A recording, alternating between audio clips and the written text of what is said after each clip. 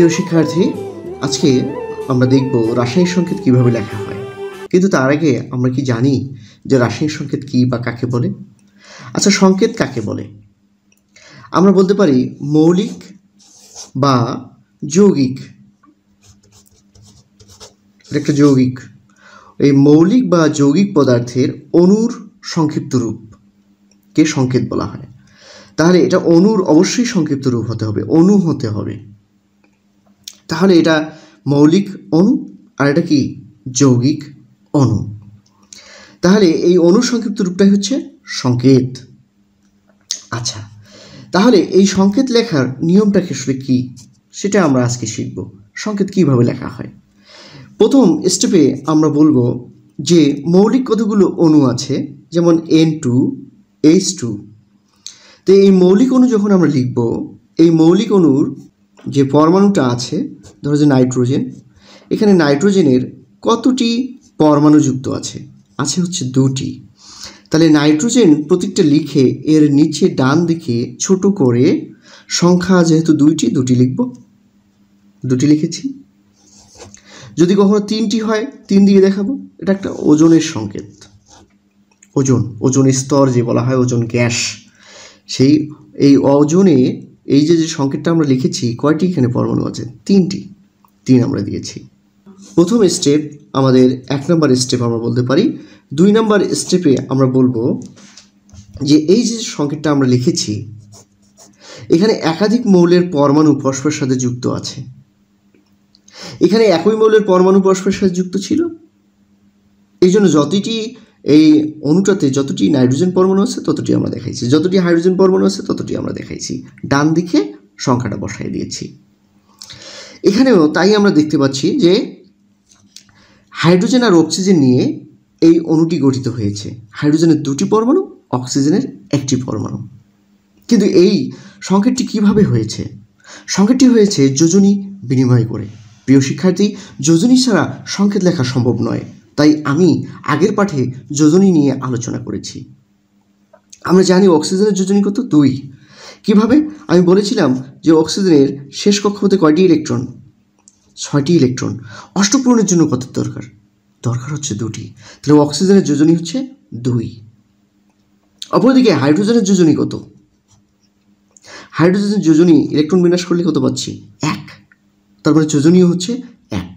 তাহলে এইটা পাশাপাশি লিখব, হাইড্রোজেন অক্সিজেন পাশাপাশি লিখে অক্সিজেন যোজনী হাইড্রোজেনের ডান দিকে নিচে দেব, আর হচ্ছে হাইড্রোজেনের যোজনী দেব অক্সিজেনের এখানে ডান দিকে নিচে ছোট করে। তাহলে 1 যেহেতু দেখার প্রয়োজন নেই, অক্সিজেন একটিই আছে বোঝা যাচ্ছে, তাহলে 1 লিখে প্রকাশ করার প্রয়োজন নেই। এই জন্য আমরা লিখতে পারি H2O। 1 লিখে প্রকাশ করার প্রয়োজন নেই। প্রিয় শিক্ষার্থী, এগুলো তো মৌলিক অণুর কথা বলছি। এই মৌলিক অণু যেমন আয়রন মৌলিক অণু গঠন করে না, অণু গঠন করে না, একা একা থাকে, অর্থাৎ সকল ধাতু একা একা থাকে। এই জন্য এটা কিন্তু সোডিয়াম, এখানে Na শুধু লিখেছি, এখানে অণু গঠন হয়নি, 2 বা 3 নেই। হিলিয়াম, নিয়ন, আর্গন, ক্রিপ্টন, জেনন, রেডন নিষ্ক্রিয় গ্যাসগুলো যেহেতু অণু গঠন করে না, এখানে 2 বা 3 ডান দিকে হবে না। শুধু মৌলিক গ্যাসের যে অণুগুলো আছে সেগুলো দ্বিপরমাণুক হবে, ডান দিকে আমরা লিখব সংকেত লেখার সময়। তো প্রিয় শিক্ষার্থী, আবারও 2 নম্বরে যাচ্ছি। Magnesium chloride. ম্যাগনেসিয়ামের যোজনী 2। ইলেকট্রন বিন্যাস কত? ম্যাগনেসিয়ামের পারমাণবিক সংখ্যা 12, ইলেকট্রন বিন্যাস 282। শেষ কক্ষপথে 2টি ইলেকট্রন। আমি বলেছিলাম যে 1, 2, 3, 4টি ইলেকট্রন থাকলে 1 থাকলে 1টি, 2টি থাকলে 2, 3 থাকলে 3, 4 থাকলে 4 যোজনী। তো যেহেতু 2টি আছে, যোজনী 2, তাহলে ম্যাগনেসিয়ামের যোজনী 2 যাবে কোথায়? ক্লোরিনের এখানে। আর ক্লোরিনের কত? যোজনী 1 দেবো এখানে। তো 1 লিখে প্রকাশ করার প্রয়োজন নেই, আমরা ডাইরেক্টলি লিখব ম্যাগনেসিয়াম ক্লোরাইড। প্রিয় শিক্ষার্থী, আমি আরও একটা দেখাচ্ছি, অ্যালুমিনিয়াম অক্সাইড। অ্যালুমিনিয়ামের যোজনী কত?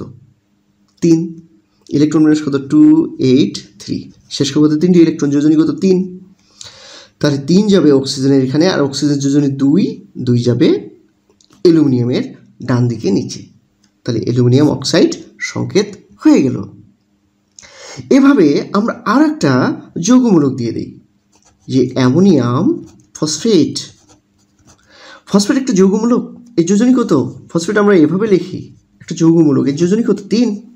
এই 3 যাবে অ্যামোনিয়ামের এখানে, যেহেতু একটা যৌগমূলক, ব্র্যাকেট ক্লোজ করে এই 3টা ডান দিকে দিতে হবে। আর অ্যামোনিয়াম একটা যৌগমূলক, এর যোজনী কত? 1। একটা যেহেতু প্লাস, যোজনী কত? 1।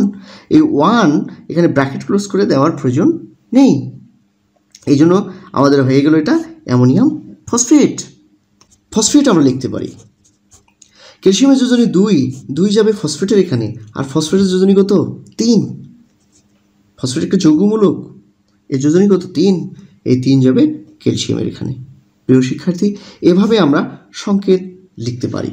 3 নম্বর স্টেপ, যেটা বিভাজ্য হবে, অর্থাৎ আমি একটা দিচ্ছি যে কার্বন ডাই অক্সাইড আমরা কীভাবে লিখতে পারি। কার্বনের যোজনী সর্বোচ্চ যোজনী কত? 4। অক্সিজেনের কত? 2। এখন এটাকে যদি আমরা অনুপাত প্রকাশ করি বা ভাগ করি, কত হচ্ছে? 1:2। তাহলে কার্বন হচ্ছে একটা, অক্সিজেন হচ্ছে কটা? 2টা। তাহলে যেহেতু এখানে 2 দ্বারা এটাকে ভাগ করা যাচ্ছে, এটাও ভাগ করা যাচ্ছে, তাহলে আমরা পাচ্ছি কার্বন ডাইঅক্সাইড CO2। আমরা ফেরাস সালফেট লিখব। ফেরাস আয়রনের যোজনী আজ হলে 2, ইক হলে 3। আজ হলে 2 আয়রনের যোজনী, তাহলে আয়রনের যোজনী আমরা বলছি এটা ফেরাস সালফেট, তাহলে আয়রনের যোজনী 2 আসবে এখানে। আর সালফেট একটা যৌগমূলক, আমরা এর আগেই পড়েছি, সালফেট একটা যৌগমূলক, এর যোজনী কত? 2 যাবে এখানে। তাহলে 2:2, তাহলে কত? 1:1। তাহলে আমরা এটাকে লিখতে পারি ফেরাস সালফেট। প্রিয় শিক্ষার্থী, নিশ্চয়ই বুঝতে পেরেছ যে এই ধরনের যদি ভাগ করে যায়, তাহলে আমরা ভাগ করে সংখ্যা বসাই দেব। আমি আরেকটা দেখাই দিচ্ছি, বোরন আর হচ্ছে নাইট্রোজেন। বোরনের যোজনী কত? 3। নাইট্রোজেনের যোজনী 3। তাহলে এই 3:3 হচ্ছে কিনা? 1:1। তাহলে বোরন নাইট্রাইট কত হচ্ছে? Bn, এটা 1, এটা 1। তো 1 তো দেখার প্রয়োজন নেই, আমরা ডাইরেক্টলি লিখতে পারি Bn। তাহলে বোরন নাইট্রাইট এর সংকেত হবে শুধু Bn। প্রিয় শিক্ষার্থী, নিশ্চয়ই বুঝতে পেরেছো কিভাবে সংকেত লিখতে হয়। যে অ্যালুমিনিয়াম সালফেট আমরা কিভাবে লিখতে পারি, বলো তো দেখি। এটা এখন কাজ, অ্যালুমিনিয়ামের যোজনী যাবে এখানে। অ্যালুমিনিয়াম আমরা জানি এর যোজনী কত? 3, কারণ শেষ কক্ষতে 3টি ইলেকট্রন। সালফেট একটা যৌগমূলক, এর যোজনী কত? 2। তাহলে এর যোজনী আসবে এর এখানে। তাহলে এভাবে আমরা সংকেত লিখতে পারি। আমরা আর একটা সংকেত লিখতে চাচ্ছি, ম্যাগনেসিয়াম ফসফেট। কিভাবে লিখতে পারি? ম্যাগনেসিয়ামের যোজনী আসবে এখানে। ম্যাগনেসিয়াম কত? 2, যোজনী 2। ফসফেট একটা যৌগমূলক, এর যোজনী কত? 3। মনে আছে? এই 3, এই 3 আসবে এর এখানে। তাহলে ম্যাগনেসিয়াম ফসফেট, এই যে ম্যাগনেসিয়াম ফসফেটের সংকেত আমরা লিখে ফেলছি। প্রিয় শিক্ষার্থী, নিশ্চয়ই বুঝতে পেরেছো কিভাবে সংকেত লিখতে হয়। তো প্র্যাকটিস করতে থাকো, পারবে ইনশাআল্লাহ। আল্লাহ হাফিজ, ভালো থেকো, দেখা হবে পরবর্তী ক্লাসে।